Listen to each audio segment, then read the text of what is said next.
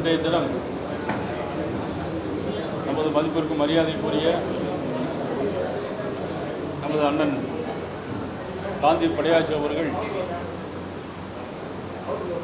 எல்லா காலத்திலும் தேசம் தெய்வீகம் என்கின்ற கருத்தில் தீவிரமாக தன்னை ஈடுபடுத்திக் கொண்டவர்கள்.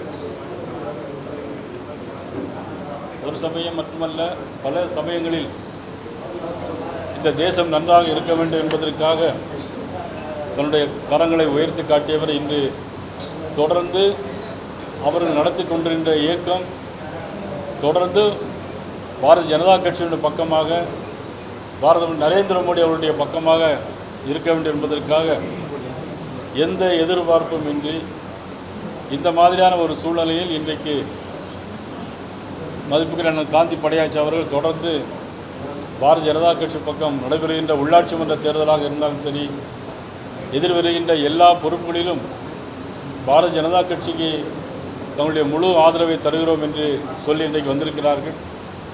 அவர்களை தமிழக பாரதிய ஜனதா கட்சியினுடைய சார்பாக முழு மனதோடு வருக வருக என நான் அன்போடு அவர்களை வரவேற்கிறேன்.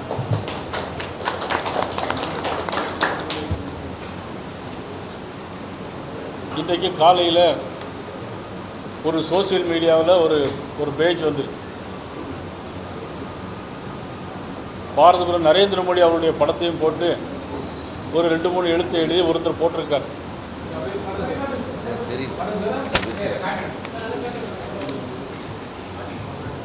நான் இதை எதற்கு சொல்கிறேன்னா, ஒரு 2 தினங்களுக்கு முன்பாக விளாத்திக்குளம் சட்டமன்ற உறுப்பினர் முதலமைச்சரை வார்த்தைகளால் பேசியதற்காக இன்றைக்கி அவரை வீடுகளில் சென்று இரவோடு இரவாக அதிகாரிகளே கைது செய்திருக்கிறாங்க. ஆனால் இந்தியாவை நாட்டை ஆளக்கூடிய பாரத நரேந்திர மோடியை தவறான முறையில் சித்தரித்திருக்கிறார். எங்களுடைய கோயம்புத்தூர் மாவட்ட தலைவர் திரு ரமேஷ்குமார் அவர்கள் கோயம்புத்தூர் கமிஷனர் அலுவலகத்தில் இது குறித்து மனு கொடுத்திருக்கிறார். அதுக்கு என்ன நடவடிக்கை எடுக்க போகிறார் என்பது தான் எங்களுடைய கேள்வி. ஆக விளாத்திக்குளம் சட்டமன்ற உறுப்பினரை அதிகாலை 4 மணிக்கெல்லாம் வீட்டில் போய் அவசர அவசரமாக கைது பண்ணீங்களே, ஆனால் இதற்கு என்ன செய்ய போறீங்க? பாரத பிரதமர் உலக நாட்டிற்கே இன்றைக்கு விஸ்வகுருவாக இருக்கக்கூடிய மாபெரும் தலைவர், இந்தியாவை வளர்ச்சி பாதையில் கொண்டு சென்ற மாபெரும் தலைவர், இந்தியாவை இன்றைக்கு ஜிடிபி குரோத்தில் 7% மேலாக உயர்த்தி காட்டியவர், உலகத்திலே அமைதியான நாடாக இன்றைக்கு மாற்றி காட்டிய மாபெரும் தலைவருக்கு இந்த போட்டிருக்கிறார்கள். தமிழக காவல்துறை என்ன செய்ய போகிறார் என்று தெரியவில்லை. தமிழக காவல்துறைக்கு இன்னொரு கேள்வி.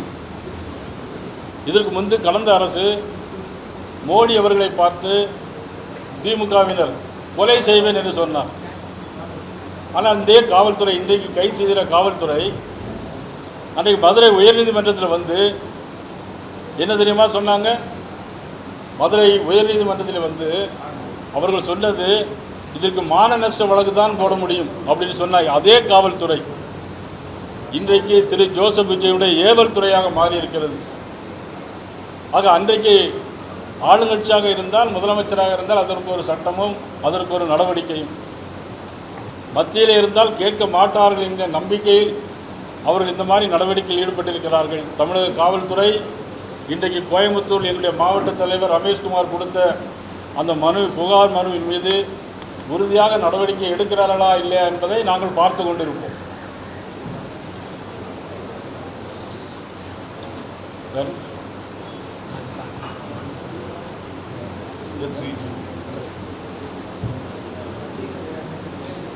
வேற என்ன நாளைக்கு போராட்டத்தில்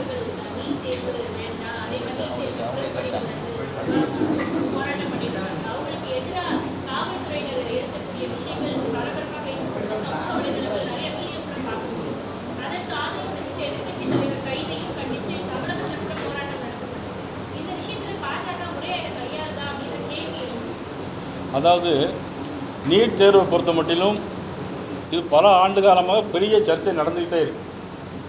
இந்த நீட் தேர்வை கொண்டு வந்தது யார்? இந்த நீட் தேர்வை கொண்டு வந்தது யார் நான் கேட்குறேன்.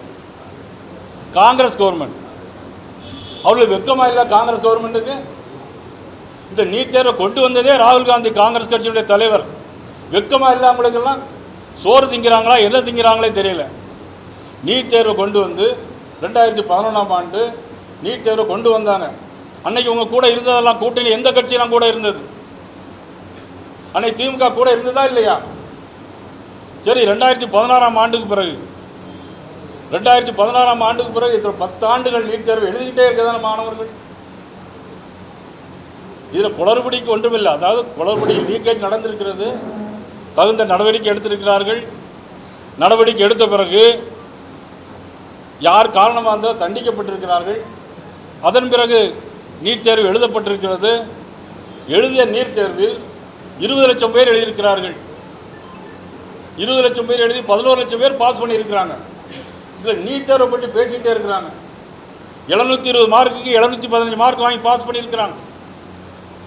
2016க்கு முன்னால் நீட் தேர்வு வரதுக்கு முன்னால் எத்தனை ஏழை எளியவர்கள், எத்தனை தாழ்த்தப்பட்ட சமூக மக்கள், எத்தனை பேர் இன்னைக்கு அங்கே பாஸ் பண்ணியிருந்தாங்க. படித்தவன் பணக்காரன் டாக்டராக இருக்கக்கூடிய பிள்ளைகள் தான் இன்னைக்கு டாக்டர் ஆனாங்க. ஆனால் இன்னைக்கு திருநெல்வேலி தொகுதியில் மானூர் ஒன்றியத்தில் மானூர் கிராமத்தில் குத்தாலப்பெரிங்கிற கிராமத்தில் இன்னைக்கு தோட்டத்தில் வேலை செய்யக்கூடிய ஒரு சாதாரண பெண்மணி, அவருடைய வீட்டு குழந்தை இன்னைக்கு டாக்டர் படிக்கும். 5 பைசா செலவுலாம் படிக்கிறாங்க. இதெல்லாம் யாருடைய காலத்தில்? பிரதமர் மோடி அவருடைய காலத்தில். நீட் தேர்வை கொண்டு வந்துட்டு நீட் தேர்வை கொண்டு வரக்கூடாதுன்னு சொல்லி இன்னைக்கு போராட்டம் பண்ணுறதுக்கு மாணவர்கள் போராட்டங்க பேரில் மாணவர்களாக போராட்டம் நடத்துகிறாங்க இல்லையே. யாரோ ஒருத்தர் அங்கே உண்ணாவிரதம் இருக்கார். யார் அவர்? காங்கிரஸ் கட்சி. காங்கிரஸ் கட்சி சேர்ந்த ஒருத்தர் உண்ணாவிரதம் இருக்காரு. மாணவர்கள்ங்கிற பெயரில் போராட்ட கலகக்காரர்கள், தேச துரோகிகள் இன்னைக்கு டெல்லியில் போராட்டம் நடத்தியிருக்காங்க. எஸ்எஃப்ஐ கம்யூனிஸ்ட் கட்சிகள் பின்னணியில் இந்த கலகக்காரர்கள் இருக்கிறாங்க.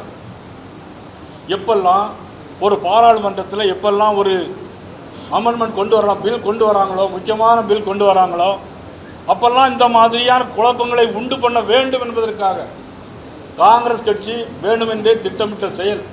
இது ஒரு மிகப்பெரிய தேச துரோக செயல். கண்டிப்பாக நிச்சயமாக நாங்கள் இதை வன்மையாக கண்டிக்கிறோம். இன்னொரு மோசமான ஒரு வேலை, காங்கிரஸ் கட்சி இவ்வளவு கோலத்தனமாக இருப்பாங்கன்னு தெரியாது. மாணவர்களை தூண்டி விட்டு மாணவர்கள் பின்னால் போய் இன்னைக்கு காக்ரோச் கட்சியின் பின்னால் நிற்க வேண்டிய ஒரு அவலமான சூழ்நிலை இன்னைக்கு ராகுல் காந்திக்கு ஏற்பட்டிருக்கிறது. இதைவிட மோசமான ஒரு அவல நிலை ராகுல் காந்தி கண்டிப்பாக வரத்தான் போகிறது.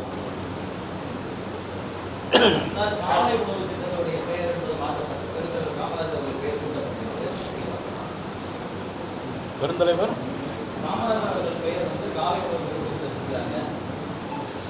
அதாவது மாணவர்களுக்கு மதிய உணவு திட்டத்தை ஆரம்பித்து வைத்தவர் பெருந்தலைவர் காமராஜ்.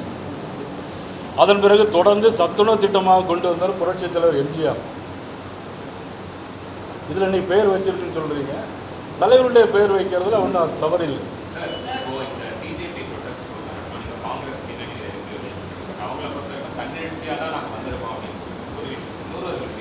மாணவர்கள் மீது வந்து தடியடி நடத்தினதோ ஸ்கூல் நடத்தினதோ எல்லாத்துக்குமே வீடியோஸும் வெளியே வந்திருக்கு. அதை நீங்கள் எப்படி பார்க்குறீங்க? நீங்கள் அந்த வீடியோ நல்லா பார்த்தா தெரியும். அதில் மாணவர்களுடைய எண்ணிக்கை எவ்வளோ இருந்துன்னு பார்த்தாலே தெரியும். அவ்வளோ வந்ததெல்லாம் குண்டாஸ், அவங்க வந்ததெல்லாம் கம்யூனிஸ்ட். பின்னாடி பனியனில் பெயர் போட்டிருக்காங்க எஸ்எஃப்ஐ ஏஎஸ்ஐஎஃப்ஐ பர்மிஷன் இல்லாமல்.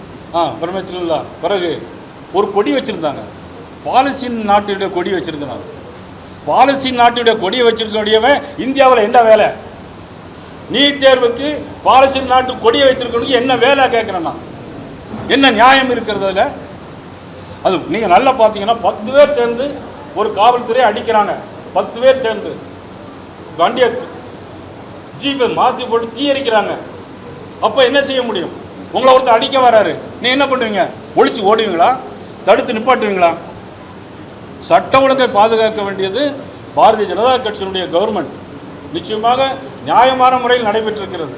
இதை தூண்டி விடுபவர் ராகுல் காந்தி. கம்யூனிஸ்ட் கட்சி இங்கே போராட்டம் நடத்துகிறாங்க, இங்கே தீக்காகாரம் போராட்டம் நடத்துகிறாங்க. என்னன்னா ஒருத்தன் கையை பிடிச்சா வக்கீல் தான் சொன்னார், ஒருத்தன் கையை பிடிச்சா அவன் காலை பிடிச்சி இழுப்பான். இப்படிப்பட்ட குரூப்பு இந்த மாதிரி ஒரு கேவலமான சூழ்நிலைக்கு இன்னைக்கு ராகுல் காந்தி தள்ளப்பட்டிருக்கார்.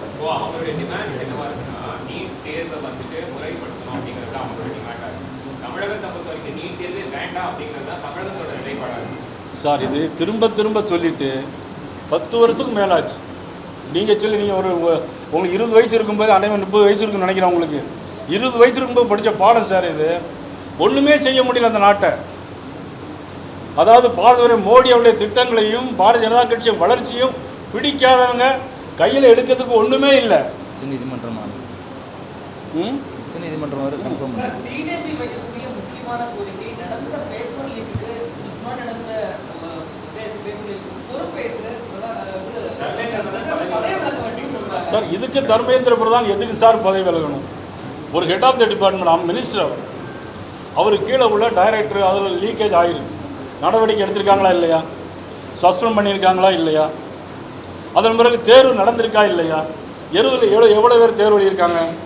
20 லட்சம் பேர் தேர்வு எழுதியிருக்காங்க. 11 லட்சம் பேர் பாஸ் பண்ணியிருக்காங்க. 720க்கு 715 மார்க் எல்லாம் முடிஞ்சு போச்சு. இதில் நீ இப்போ நீட் வேண்டாம்னா எப்படி? என்ன சார் நாட்டை பைத்தியக்காரன் ஆளுற மாதிரி நினைச்சிட்டு இருக்கேன் சார். நடந்தது சரின்னு யாரும் சொல்ல முடியாது. அதாவது எல்லா காலங்களையும் தேர்வு வந்திருக்கு, அதுக்காக நான் நியாயப்படுத்த முடியாது. காங்கிரஸ் 10 ஆண்டு காலம் ஆட்சியில் 11 தடவை நீட் எக்ஸாமில் கசிவு நடந்திருக்கு. ஏன் தமிழ்நாடு அரசாங்கம் நடத்துல கூட நடந்திருக்கு. டிஎன்பிஎஸ்சி எக்ஸாம் நடந்திருக்கு. இதுக்காக வேண்டி உடனடியாக நீங்கள் ஒரு தவறு பண்ணிருக்கீங்க, உடனடியாக உங்களை க்ளோஸ் பண்ணி முடிவு பண்ண முடியுமா என்ன? உயிரே கொண்டுறவா? எத்தனை ஏழைகள் இன்றைக்கி படித்து பாஸ் பண்ணுவாங்க? மனசாட்சி உள்ள ஒருத்தரும் சொல்லுவாங்க. இன்றைக்கி ஏழை இன்றைக்கி ஒவ்வொரு தனியார் மருத்துவக் கல்லூரியிலையும் போய் பார்த்தீங்கன்னா இன்றைக்கி மினிமம் கவர்மெண்ட் என்ன சொல்லியிருக்கோ அந்த தொகை தான் நீங்கள் வாங்க முடியும். 2 கோடி 3 கோடி கொடுத்து வாங்க முடியாது. 2 கோடி 3 கோடி கொடுத்து வாங்குறவன் கத்திரிக்கோயில வயிற்றுக்குள்ள வச்சு தச்சுட்டு போயிடுவான். அப்படிப்பட்ட டாக்டர் உங்களுக்கு தேவையா? நல்ல முறையில் படித்து மெரிட்டில் உள்ளவங்க வரணும். அதுதான் எங்களுடைய நோக்கம்.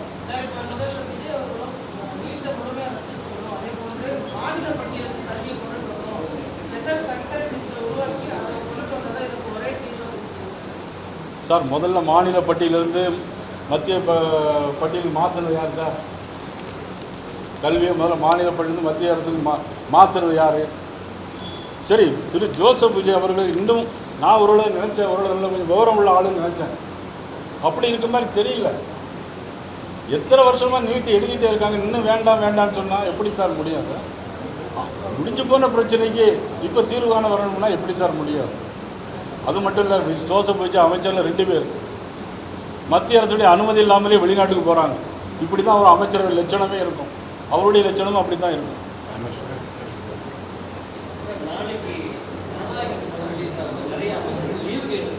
ஐயோ, இதை எங்கே கொண்டு சொல்ல? இப்படி ஒரு அமைச்சருக்கு உண்டாயா உலகத்தில்? தலையில் தான் அடிக்கும். ஒரு முதலமைச்சர் படத்துக்கு லீவு கேட்டு படம் பார்க்க போனா, ஐயோ லீவ் லெட்டர் கொடுங்க சார், லீவ் லெட்டர் எழுதி தர சொல்லுங்க சார், நாங்களாம் லீவ் கொடுக்கோம்.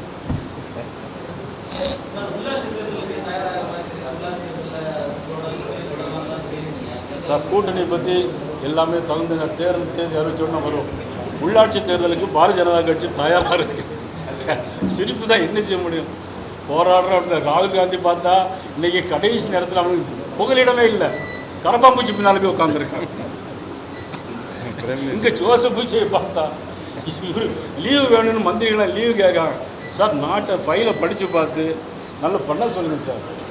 ஒரு அமைச்சர் சொல்கிறாரு, எனக்கு அதுக்கும் சம்மந்தம் இல்லை, பழனியில் 100 கோடி ரூபா சொத்து, என்னுடைய உறவினர் இல்லைங்க. யார் கேட்டால் உறவினர் இல்லைன்னு யார் கண்டுபிடிச்சி சொல்லுங்க தானே நான் சொல்கிறேன். நாங்கள் 100 கோடி ரூபாய்க்கு சொத்து பேர் கண்டுபிடிச்சி கொடுங்க, தண்டனை கொடுங்கன்னு தானே சொல்கிறோம். உங்களை நாங்கள் ரிசைன் பண்ண சொல்லலை. அறநிலையத்துறை அமைச்சர் நான் ரிசைன் பண்ண சொல்லலை. நீங்கள் தர்மேந்திர பிரதானை ரிசைன் பண்ண சொல்கிறீங்க. நான் அவரை ரிசைன் பண்ண சொல்லலை. தவறை திருத்திடுங்க, கண்டுபிடிச்சி நடவடிக்கை எடுங்க. கரூரில் அரசு அதான் அறநிலையத்துறைக்கு சொந்தமான இடத்தை, இனாம் போது நிலத்தை யாரும் கொடுக்காதீங்க, கொடுக்க முடியாது உங்களால். நான் ஏற்கனவே படித்து சொல்லியிருக்கேன். 1947 ஒருத்தர் கேஸ் போட்டார். 1968 தான் சுப்ரீம் கோர்ட்டில் தீர்ப்பு வந்துச்சு.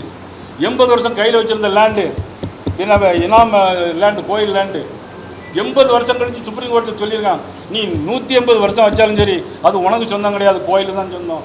கோயிலில் யார் பூஜை பண்ணுறாங்களோ அவங்களுக்கு தான் கொடுக்கணும். கோயிலில் யார் மணி அடிக்காங்களோ அவங்களுக்கு தான் கொடுக்கணும். கோயிலில் யார் சேவை செய்கிறாங்க தூக்குறாங்க அவங்களுக்கு தான் கொடுக்கணும். அவங்க முடிஞ்ச பிறகு அது வந்து அடுத்தால யாருக்கு ஒரு அவங்க தான் கொடுக்க முடியும். ஆனால் அதே நேரத்தில் ஒரு விஷயத்தை தெளிவாக சொல்கிறேன். திருநெல்வேலியில் என்னுடைய ஊர்லேயே இருக்குது, நெல்லையப்பர் கோயில் இடம் இருக்குது. வீடு கட்டி 50-60 வருஷமாக குடியிருக்காங்க. அது குடியிருப்பு பகுதி. 60-70 வருஷமாக இருக்கிறாங்க. அவங்களுக்கு பட்டா கொடுக்க முடியுமா, சட்டத்தில் இடம் இருக்காங்கிறது எனக்கு தெரியல. ஆனால் அவங்களுக்கு முழு உரிமை நீங்கள் கொடுக்கணும்.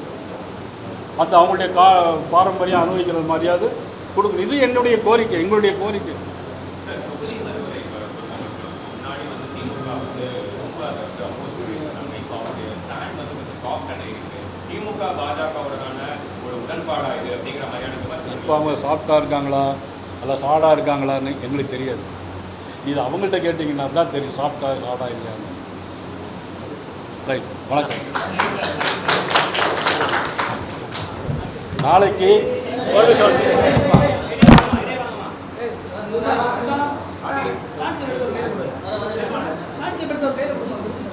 நாளைக்கு காங்கிரஸ் கட்சியுடைய தலைவர் ராகுல் காந்தி அவர்கள் கரப்பாம்பூச்சி பின்னாலுமே ஒளிந்திருப்பதை கண்டித்து ஒழுங்காக நேரடியாக நல்ல முறை அரசியல் பண்ணுங்கள் என்று சொல்லி நாளைக்கு காங்கிரஸ் கட்சி அலுவலகத்தை முற்றிடுவதற்காக நாங்கள் தயாராக இருக்கிறோம். தமிழ்நாடு காங்கிரஸ் 10:30 மணி மேல்